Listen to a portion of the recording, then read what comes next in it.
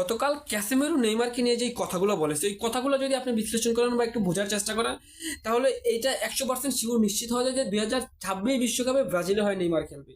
বিশ্বকাপে কি নেইমার ব্রাজিলে হয়ে খেলবে কি খেলবে না, এটা নিয়ে কিন্তু অনেক আলোচনা হয়েছে। কিন্তু ক্যাসেমেরো হচ্ছে গতকাল এক ইন্টারভিউতে বলেছে নেইমারকে ছাড়া ব্রাজিল দল কখনো কল্পনাই করা যায় না, এবং নেইমার হচ্ছে ব্রাজিলের জন্য অপরিহার্য একজন প্লেয়ার। সে যখন ফর্মে থাকে তখন সে হচ্ছে গ্রহের একমাত্র প্লেয়ার, অসাধারণ একজন প্লেয়ার।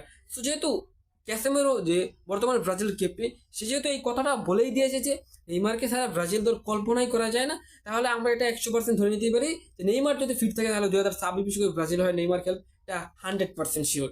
এবং এই কথাটা এই জন্যই বললাম, কারণ ব্রাজিল দলে যদি মানে আন্তর্জাতিক আন্ডারে কোনো ডেডিকেশন বা তার প্ল্যান মতো কোনো কেউ খেলতে পারে, তাহলে সেটা হচ্ছে ক্যাসেমেরো, এবং সে হচ্ছে ব্রাজিলের বর্তমানে ক্যাপ্টেন। এবং সে যেহেতু বলে দিয়েছে নেইমারকে ছাড়া মানে ব্রাজিল দল কল্পনাই করা যায় না, তো নেইমার 2026 বিশ্বকাপে খেলতে আছে, এটা 100% নিশ্চিত হবে।